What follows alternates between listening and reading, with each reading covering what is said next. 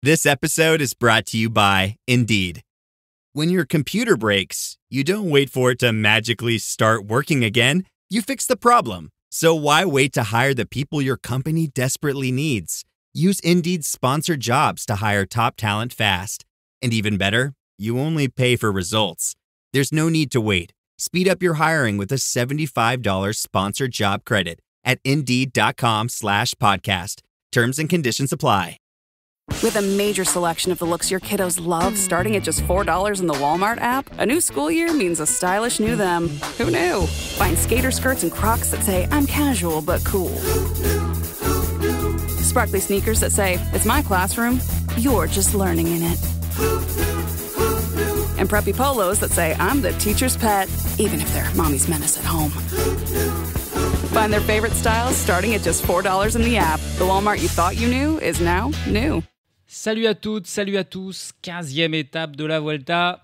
Une étape qui a écrit baroudeur en lettres d'or au vu de son profil. 168 km, dont les 70 derniers sont quasiment plats. Par contre, ça grimpe beaucoup au début et surtout dès le début puisqu'on attaque d'entrée par un col de première catégorie, le Puerto Garganta, 16 km à 5% de moyenne. Parfaite donc pour s'échapper. Ensuite, il y aura quelques petites ascensions non répertoriées. Puis l'alto de Barbeitos, 12 km à 3,8%.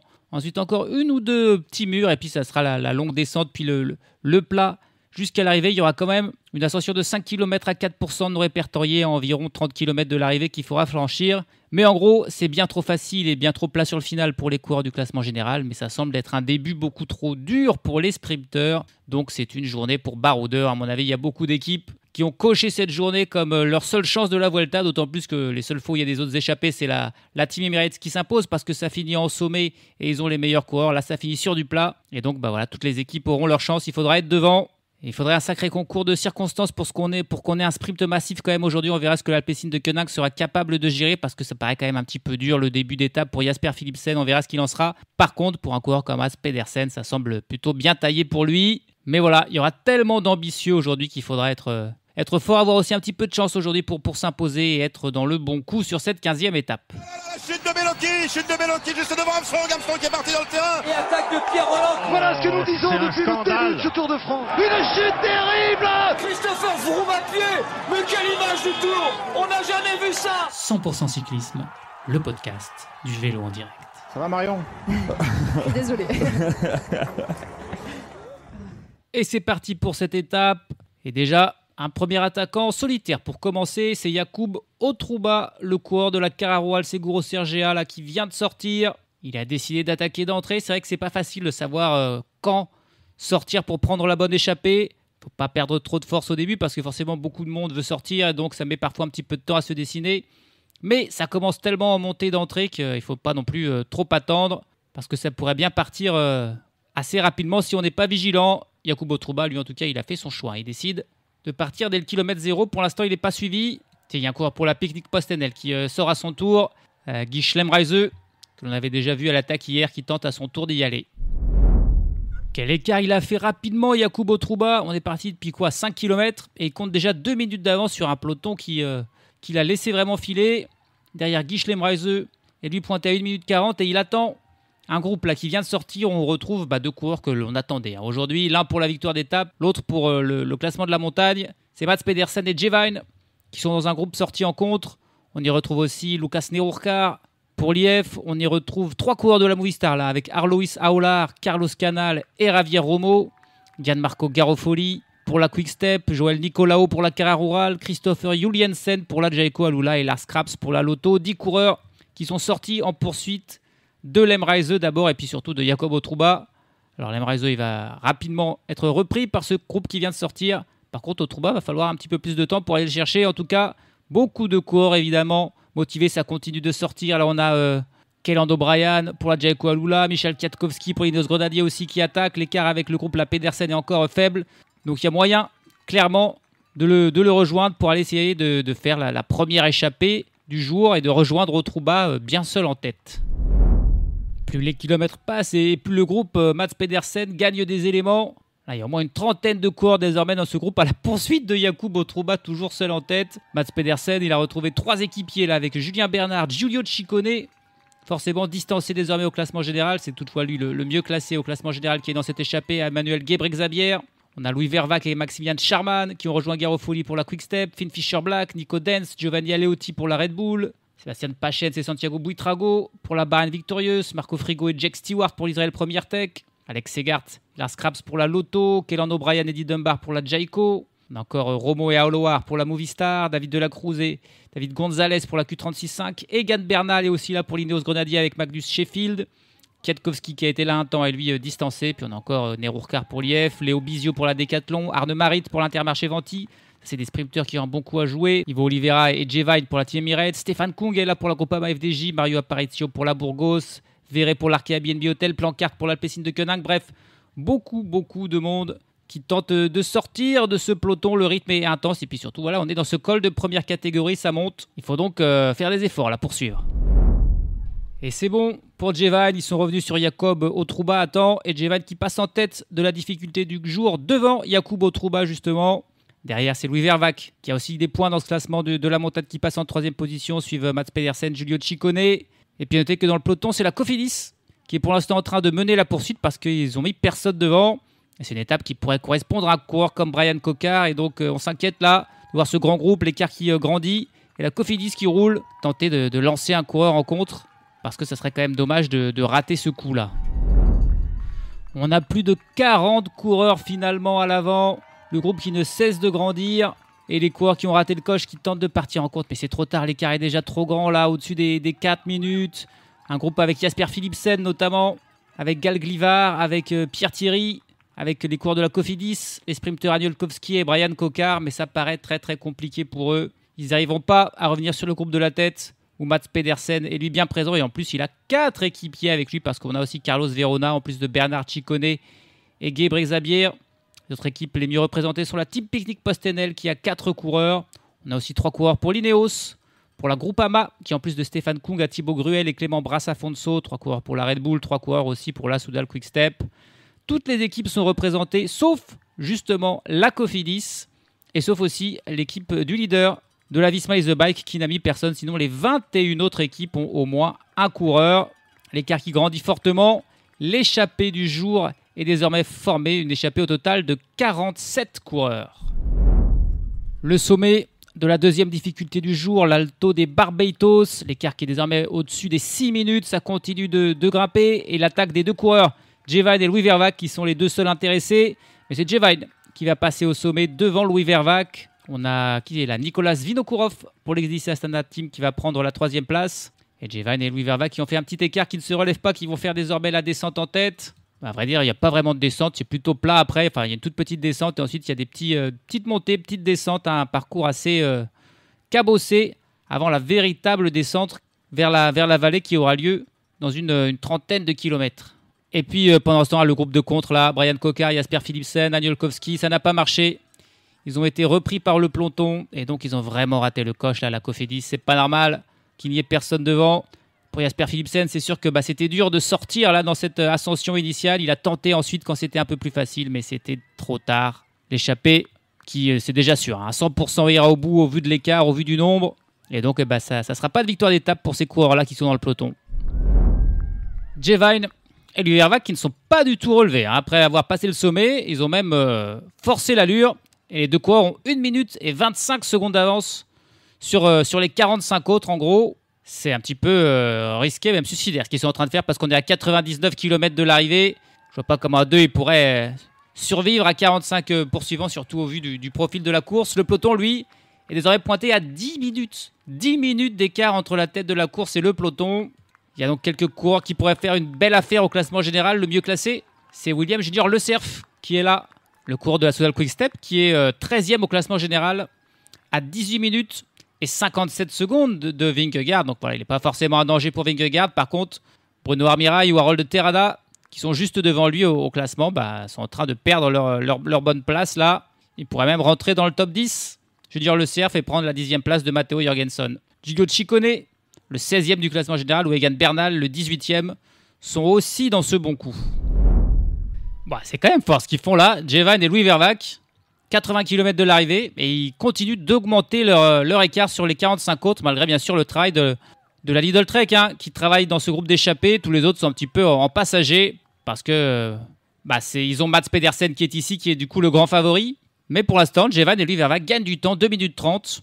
Peloton lui pointé à 11 minutes du duo de tête. Peloton mené par la Visma Lease a Bike qui veut quand même un petit peu contrôler, faire attention à ce que Ciccone ou Bernal ne regagnent non plus pas trop de temps. On va pas leur donner 25 minutes non plus. Et puis bon, la Lidl Trek qui travaille pour Pedersen, c'est normal, mais il y a aussi quand même quelques autres bons sprinteurs dans ce groupe. Des coureurs comme Lucas Nerurkar, comme Thibaut Gruel, comme Carlos Canal et Luis Saola qui est là pour la Movistar. Comme Jack Stewart, attention Jack Stewart le Britannique, de l'Israël Première Tech. Et puis il y a bien sûr évidemment des très gros rouleurs qui pourraient tenter de partir d'un peu plus loin, des coureurs comme Kwiatkowski, comme Stefan Kung, comme Sharman ou comme Javier Romo, Magnus Sheffield, Finn Fisher-Black sont aussi des coureurs évidemment à surveiller. Donc voilà, plein de vainqueurs potentiels en fonction du scénario de la course. C'est sûr que si ça arrive à un sprint là entre ces 40 coureurs, Pedersen serait peut-être le favori, même si Luis Saola notamment et Jack Stewart sont des purs sprinteurs qui peuvent battre Pedersen sur un sprint. Je pense qu'on peut peut-être commencer à s'inquiéter quand même dans le groupe d'échappés. J'avais dit que ce que faisaient Wein et Vervaeke était suicidaire, mais quand même, là, ils ont toujours 2 minutes 40 d'avance. On est à 60 km de l'arrivée désormais. Et les équipiers de Mats Pedersen qui ne parviennent pas à revenir. Je crois que j'ai eu un coureur de la Movistar venir leur prêter main forte aussi, parce que si tout le monde compte sur la Lidl Trek, ça va être un peu compliqué, il va falloir les aider. Le peloton, lui, roule beaucoup plus tranquillement, pointé à plus de 12 minutes. Mais bon, là, il n'y a pas de souci pour le peloton. Le but, c'est juste de rentrer tranquillement à la maison ce soir. Attention, qu'est-ce qui se passe là? Quelqu'un qui a traversé la route juste devant les échappés. Ça fait tomber 2 coureurs. Ça fait tomber Javier Romo. Et ça fait tomber un autre coureur. Mais c'est Javier Romo qui peut pas repartir là. Qu'est-ce qui s'est passé? Mais il a traversé, mais au milieu de l'échappée même. Qu'est-ce qui s'est passé? Ah oui, en fait, il y a un supporter, c'est pas du tout un supporter, qui était là avec un drapeau qui a jailli de nulle part avec son drapeau. Le problème, c'est qu'il s'est pris les pieds dans je sais pas quoi, et en fait, il est tombé dans le fossé, et ça a forcé un policier à intervenir, sauf qu'en fait, c'est le policier qui est passé juste devant le peloton, et ça a fait freiner Javier Romo, qui ensuite est parti en glissade. Donc là, c'est vraiment une succession d'événements malheureux. Un type qui a voulu protester, je pense, pas forcément perturber non plus la course, sauf qu'il a jailli d'un coup avec son drapeau et il est tombé dans le fossé de manière assez ridicule. Et le policier, lui, a traversé la route juste devant, ça a fait freiner Javier Romo qui est tombé. J'espère qu'il va pouvoir repartir tranquillement. C'était une action assez bizarre, mais vraiment juste vraiment stupide ce qui vient de se passer. Je sais pas quel était le but de ce type au bord de la route là, mais il était vraiment caché dans l'ombre pour sortir d'un coup avec son drapeau. C'est absurde. Reste tranquillement au bord de la route, monte le drapeau palestinien, c'est bien de ta part, mais à quoi ça sert de se cacher et de jaillir d'un seul coup et en plus ensuite de tomber de manière aussi ridicule et de faire tomber Javier Romo. Bref, rien n'est allé dans cette action et Javier Romo, on est la pauvre victime. J'espère qu'il va pouvoir revenir ensuite dans l'échappée. Hey, it's Ryan Reynolds here from Mint Mobile. Now, I was looking for fun ways to tell you that Mint's offer of unlimited premium wireless for $15 a month is back. So I thought it would be fun if we made $15 bills. But it turns out that's very illegal. So there goes my big idea for the commercial. Give it a try at mintmobile.com/switch. Upfront payment of $45 for 3-month plan equivalent to $15 per month required. New customer offer for first 3 months only. Speed slow after 35 gigabytes if network's busy. Taxes and fees extra. See mintmobile.com. This episode is sponsored by Friskies, who would like to tell your cats hi. Now, if that didn't get your cat's attention, there's one thing that always does the trick. Just pour some Friskies crunchy food in the bowl and you'll hear those paws come running. Works every time. With so many Friskies choices, you can always bring your cats running from their secret napping spots. There's always more to explore. See for yourself at friskies.com or visit your local store. 34 km de l'arrivée. Jevan et Louis Vervaeke qui viennent de passer le sprint intermédiaire. L'écart qui est un petit peu diminué. Ils ont plus que 1 minute 30 d'avance sur le groupe de poursuivants de 45 coureurs, toujours mené par la Lidl Trek, dans lequel est revenu Javier Romo suite à sa chute. Et derrière, Mats Pedersen qui va quand même tenter d'aller prendre au moins la 3e place. Il doit être déçu déjà de ne pas avoir 20 points parce qu'ils n'ont pas réussi à revenir à temps sur Wein et Vervaeke. Il faudra déjà essayer de revenir sur eux avant l'arrivée. Est-ce qu'il y a un autre coureur qui va aller contester Mats Pedersen pour ce sprint? Je ne vois pas forcément l'intérêt. Et si, il y a Jack Stewart qui va. Alors, il va juste prendre la roue de Mats Pedersen. Il ne va pas forcément le contester. Voilà, il a juste pris quelques points Jake Stewart, mais sans aller contester Mats Pedersen qui passe donc en 3e position puisque Jay Vine et Louis Vervaeke sont repassés avant. 34 km de l'arrivée, une 26 de retard pour ce groupe sur les 2 hommes de tête. Un peloton, lui, l'écart qui est vraiment énorme. 13 minutes et 37 secondes de retard pour le peloton. Allez, on est dans une partie qui grappe un petit peu et Santiago Buitrago qui décide de mettre une attaque. Il a Egan Bernal immédiatement dans sa roue, les 2 Colombiens qui sont accompagnés par Mats Pedersen qui tente de les suivre. C'est pourtant pas le même gabarit que Bernal et Buitrago. Dans ce petit passage là, c'est 4 km à environ 4-5% de moyenne. Et l'échappée bien sûr qui explose un petit peu suite à cette accélération de Buitrago et de Bernal avec Mats Pedersen. Il va falloir réagir un petit peu. On a le coureur de la Burgos, Mario Aparicio, qui va accompagné je crois par Finn Fischer-Black. Il faut réagir aussi avec Magnus Sheffield, avec Luis Saola. On va peut-être avoir un groupe un petit peu plus restreint qui va se regrouper pour toujours rattraper Louis Vervaeke et Jay Vine qui sont toujours devant avec 1 minute d'avance désormais sur le trio Buitrago, Bernal, Pedersen. On a 7 coureurs qui ont réussi finalement à s'échapper de l'échappée de 45 et à suivre ce mouvement de Buitrago, Bernal et Pedersen, puisqu'on a Marco Frigo, Magnus Sheffield, Luis Saola et Eddie Dunbar qui ont réussi à rejoindre les 3 autres. On a un groupe de 7 coureurs qui ne sont plus qu'à 26 secondes du duo Vine et Vervaeke et qui ont une vingtaine de secondes d'avance sur tous les autres. Ceux qui se sont fait avoir, les coureurs comme Stefan Kung, les coureurs de la Red Bull, les coureurs de la Picnic Postenel aussi. Ils avaient 4 coureurs dans cette échappée, et ils sont tous les 4 à l'arrière. Ça, c'est pas bien joué. Tous ceux qui n'ont pas réussi à mettre un coureur devant, bien sûr, ils tentent de revenir. C'est pas encore fait. L'écart est minime. Mais les 7 qui sont sortis ont fait un bel effort. On est à 26 km de l'arrivée. Et puis dans le peloton, à noter que la Bahrain Victorious s'est mis à rouler parce que Torsten Train est désormais derrière Junior Le Cerf au classement. Sa 9e place au classement général est menacée par Junior Le Cerf. Et donc on se met à rouler du côté de la Bahrain Victorious pour essayer quand même de réduire l'écart qui est toujours là de 13 minutes 30. Mais quelle résistance de la part de Jay Vine et de Louis Vervaeke. 9 km de l'arrivée. Ils sont toujours pas repris, mais ça devrait se faire. Ils ont plus que 10 secondes d'avance sur ce groupe de 7 avec Pedersen, avec Aolar qui d'un seul coup sont les 2 gros favoris. Pedersen et Aolar, 2 vrais sprinteurs. Avec Egan Bernal qui est ici là, avec Magnus Sheffield, Marco Frigo, Eddie Dunbar et Santiago Buitrago qui vont probablement revenir bientôt là sur Vervaeke et sur Vine. Et ils ont une quarantaine de secondes d'avance sur les autres échappés qui se sont organisés désormais avec la Red Bull Boransgro, la Picnic qui roule. Autrement dit, ils ne peuvent pas trop se regarder parce que s'ils commencent à se regarder à l'arrivée, ça pourrait revenir de l'arrière. Et le problème, bien sûr, avec 2 grands favoris comme Pedersen et Aolar, les autres ne vont pas vouloir forcément rouler ou alors vont tenter d'attaquer de loin. On ne sait pas trop. Ça va être intéressant à voir là.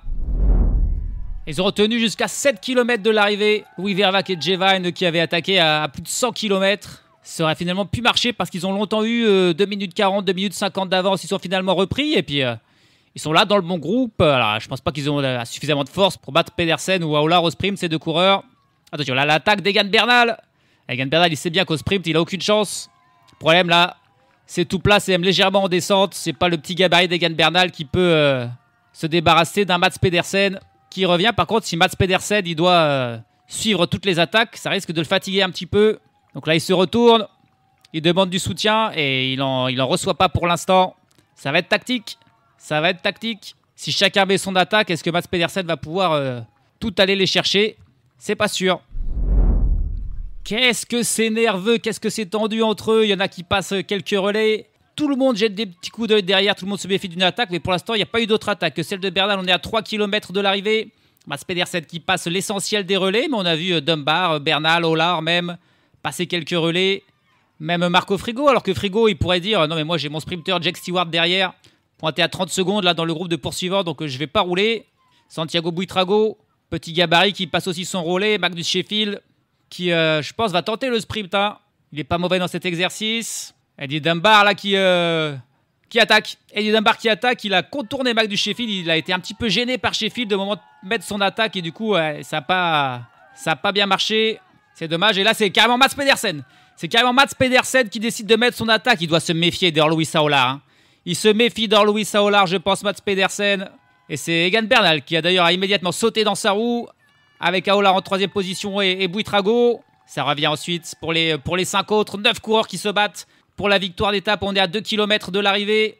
Je pense que de l'arrière, hein, ça reviendra pas. Ils sont quand même trop loin, le groupe d'environ 40 coureurs. Et Louis Vervaeke qui a encore du jus. Louis Vervaeke qui a encore du jus et qui tente de mettre une attaque. Bon, ça serait incroyable hein, s'il le faisait. Mais alors Mats Pedersen immédiatement dans sa roue. Et Arlois Solar, il ne lâche pas la roue de Mats Pedersen, le Vénézuélien de la Movistar qui pourrait aller chercher l'incroyable succès. Mats Pedersen et à Lidl Trek, beaucoup de fois deuxième sur cette Vuelta. Et attention au tour de Jevine aussi d'y aller, lui aussi encore du jus. Egan Bernal immédiatement qui a suivi son mouvement. Et Mats Pedersen qui a encore une fois fait l'effort pour revenir. Et Aolar qui le suit. On va passer la flamme rouge. Personne ne peut sortir. Mats Pedersen est trop vigilant. Le problème c'est qu'il fait des efforts. Et ça profite à Aolar. Magnus Sheffield qui est désormais dans la roue de Mats Pedersen qui mène. Aolar en 3e position. Suivi par Buitrago, Dunbar et Bernal. Frigo, Vervaeke et Vine qui ferment la marche désormais. Et l'attaque, la dernière tentative pour Marco Frigo qui lance aux 500 mètres. Mais Mats Pedersen qui n'a pas été surpris, qui est immédiatement allé dans sa roue. Attention, il y a un virage. À 0, la chute de Sheffield. Le virage était serré. Magnus Sheffield l'a pris trop serré et est tombé. Ah, c'est terrible. Terrible pour Sheffield. Mais derrière, ça continue. Avec Frigo qui continue son effort, mais qui est dépassé par Mats Pedersen. Arlois Solar qui doit faire un petit écart. Mats Pedersen qui est pour l'instant en tête. Aolar qui ne peut pas revenir. Mats Pedersen qui était le grand favori qui vient s'imposer. La déception pour Arlois Solar, pour la Movistar. Encore deuxième. La victoire de Mats Pedersen devant Arlois Solar. La chute de Magnus Sheffield dans le final qui doit être très très déçu. C'est pas possible de tomber dans le dernier virage après 160 km de course. Il est dégoûté, il passe la ligne maintenant juste devant le reste de l'échappée. Le groupe de 40 coureurs qui arrivent maintenant et qui se sont tous fait avoir. Mats Pedersen n'a pas ménagé ses efforts au cours de toute cette Vuelta. Pour être honnête, il a mérité sa victoire d'étape, c'est vrai. Ça va en faire en plus des points en plus pour le maillot vert, la Lidl Trek qui a enfin aller chercher sa victoire. Arlois Solar a eu beau tenter de le suivre comme son ombre, il a fait que ça, il a fait que le suivre et il n'a jamais pu le dépasser dans le final. Il a bien profité aussi de l'attaque de Marco Frigo qui a finalement été un petit peu le lanceur de Mats Pedersen. Ça l'a vraiment arrangé Mats Pedersen parce que sinon il était en tête avec tout le monde qui le suivait, c'était pas évident. Et ensuite il a pris la roue de Frigo et puis il a fait son effort, un long sprint évidemment de près de 400 mètres. Mais Arlois Solar n'avait plus rien. Et ne peut prendre que la 2e place. 3e, j'ai pas vu qui faisait 3e. Est-ce que c'est Marco Frigo qui a résisté? On va voir ça au ralenti. On le voit ici, Pedersen qu'une fois qu'il a déposé Frigo, continue son effort. Aolar qui doit faire un effort pour contourner Marco Frigo. Mais il était déjà trop loin. Ouais, c'est bien Frigo qui vient faire 3e. Buitrago 4e. Dunbar 5e. Bernal 6e. Louis Vervaeke qui tape son guidon de rage. Qui passe en 7e position. Et puis là, on revoit le ralenti avec la chute de Magnus Sheffield qui a complètement raté son virage en fait. Et ça a fait une petite cassure. Il était en 4e position, Magnus Sheffield. Et du coup, Bernal qui était dans sa roue et Eddie Dunbar, il ne pouvait plus rien faire pour revenir sur les 3 qui étaient devant, à savoir Frigo, Pedersen et Aolar. Et Arlois Solar qui n'a pas du tout été en mesure finalement de suivre le rythme, la surpuissance de Mats Pedersen qui remporte bel et bien son étape sur cette Vuelta. Et une 60e victoire en carrière pour le Danois Mats Pedersen. La 4e sur la Vuelta. Il en avait gagné 3 lors de l'édition 2022 pour sa première participation à la Vuelta. Aujourd'hui, c'est sa 2e participation à la Vuelta. Il vient chercher donc une victoire. Il ne repartira pas chou blanc, il ne repartira pas Fanny. Il vient chercher son étape après avoir fait 2e lors de la 3e étape aujourd'hui. Il a conclu devant Arlois Solar qui peut être déçu. 3e lors de la première étape. Il a fait aussi 2 top 6.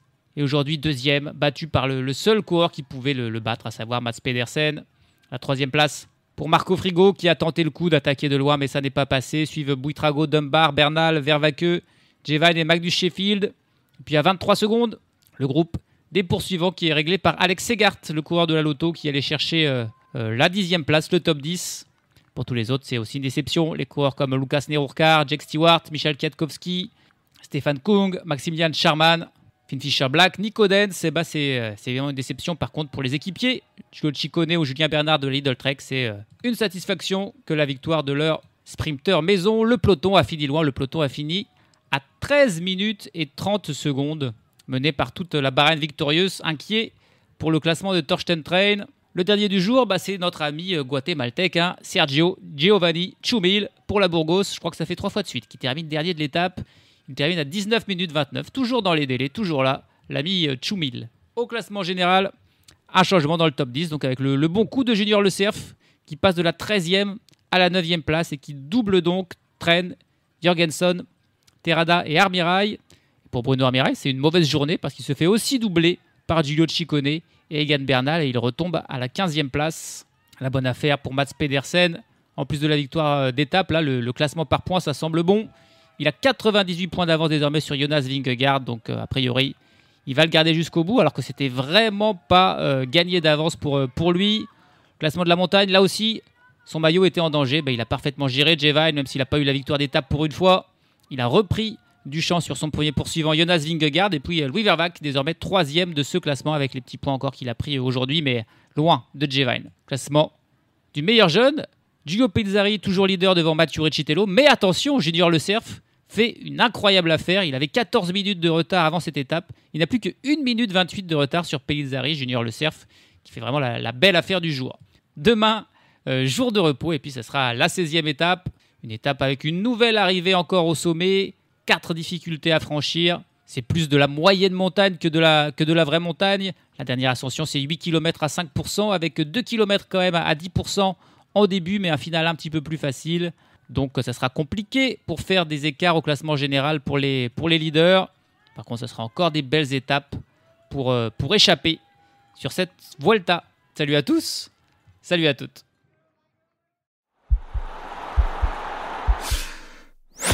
This podcast is part of the Sports Social Podcast Network.